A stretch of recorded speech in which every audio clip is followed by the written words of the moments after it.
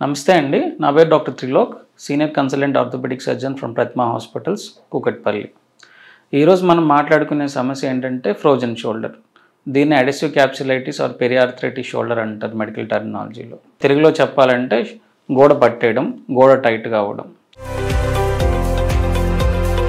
దీనికి రీజన్స్ ఏంటి, దీనికి ఇన్వెస్టిగేషన్స్ ఏంటి, దీనికి ట్రీట్మెంట్ ఏంటి, దీని గురించి ఈరోజు మనం మాట్లాడుకుందాం. ఇనీషియల్గా మన షోల్డర్లో ball and socket type of joint ఉంటుందండి. అంటే ఏంటంటే ఒక సాకెట్ ఉంటుంది, ఒక బాల్ ఉంటుంది. ఈ సాకెట్ లోపల మన బాల్ తిరుగుతూ ఉంటుంది. ఈ తిరగడం వల్ల మన మూమెంట్స్ అనేవి, షోల్డర్ మూమెంట్స్ అనేవి జరుగుతూ ఉంటాయి.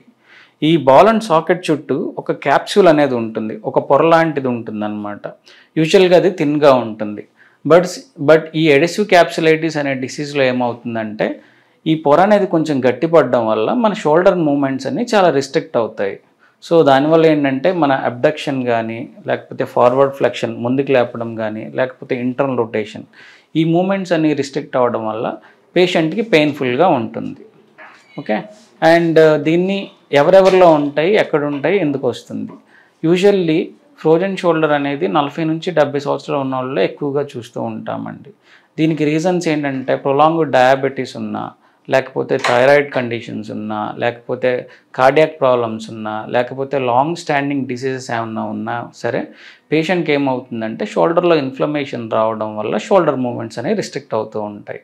ఎవరిలో ఎక్కువ ఉంటుంది? ఫిమేల్స్లో ఎక్కువగా చూస్తూ ఉంటామండి కంపారిటివ్గా. సో దీనికి ఎలా ఉంటాయి స్టేజెస్? దీనికి 3 స్టేజెస్ ఉంటాయండి.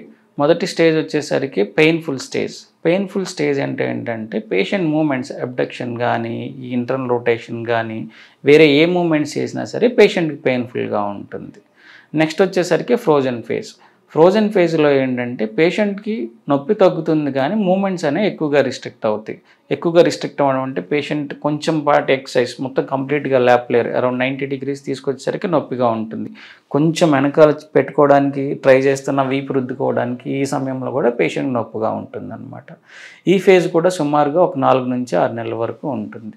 Next final is thawing phase. Thawing phase అంటే ఏంటంటే ఈ మన స్టిఫ్నెస్, ఈ పెయిన్ రిలీవింగ్ ఫేజ్ అనమాట. ఈ ఫేజ్లో ఏమవుతుందంటే పేషెంట్ యొక్క స్టిఫ్నెస్, పెయిన్ రిలీజ్ అయ్యి పేషెంట్ మెల్లగా బెటర్ రికవర్ అవుతూ ఉంటారు. సో ఇన్వెస్టిగేషన్స్, యూజువల్గా ఏమేమి ఇన్వెస్టిగేషన్స్ చేస్తాం? మన ఫ్రోజన్ షోల్డర్ ఉంది, డాక్టర్ దగ్గరికి వెళ్ళాము, వాట్ ఇన్వెస్టిగేషన్స్ దే సజెస్ట్. యూజువల్గా ఏం చేస్తాం అంటే మొదటగా ఎక్స్రే చేస్తామండి. ఎక్స్రేలో ఏంటంటే మనకి షోల్డర్, మనం క్యాప్సూల్ చూడలేము కానీ షోల్డర్లో వేరే డిసీజెస్ ఏమన్నా ఉన్నాయా అంటే షోల్డర్ జాయింట్లో ఆర్థరైటిస్ అంటే అరుగుదల ఏమన్నా ఉందా, లేకపోతే షోల్డర్ జాయింట్ పైన యాక్రోమియో, ఏసీ జాయింట్ అంటాం, ఈ ఏసీ జాయింట్ ఏమన్నా ఆర్థరైటిస్ ఉందా, దానివల్ల ఏమన్నా మన మూమెంట్స్ రిస్ట్రిక్ట్ అవుతుంది అనేది చూడగలం అన్నమాట. నెక్స్ట్ వచ్చేసరికి ఎంఆర్ఐ స్కాన్ అండి. ఈ ఎంఆర్ఐ స్కాన్లో ఏంటంటే మన క్యాప్స్యూల్, దాని చుట్టూ ఉన్న వేరే other tissues, rotator cuff muscles అంటాం, ఆ మజిల్స్ ఏమన్నా ప్రాబ్లం ఉందా, క్యాప్స్యూల్ టైట్నెస్ ఉందా, లేకపోతే చుట్టుపక్కల ఇంకేమన్నా స్పాజమ్ మజిల్స్ ఏమన్నా ఉన్నాయి అనేది మనం చూడొచ్చు అనమాట. So MRI is the best investigation to rule out for adhesive capsulitis. So దీని తర్వాత ప్రికాషన్స్ ఏంటి, ట్రీట్మెంట్ ఏంటి?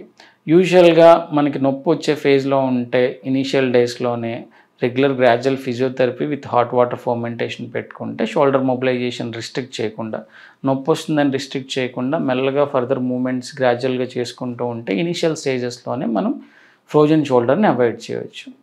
లేదు ఆల్రెడీ ఫ్రోజన్ షోల్డర్ డెవలప్ అయింది, ప్రికాషన్స్ కానీ లేకపోతే తీసుకోవాల్సిన ట్రీట్మెంట్ ఏంటంటే ఇనీషియల్ పెయిన్ఫుల్ ఫేజ్. ఇందులో ఏంటంటే పేషెంట్కి నొప్పి ఎక్కువగా ఉంటుంది.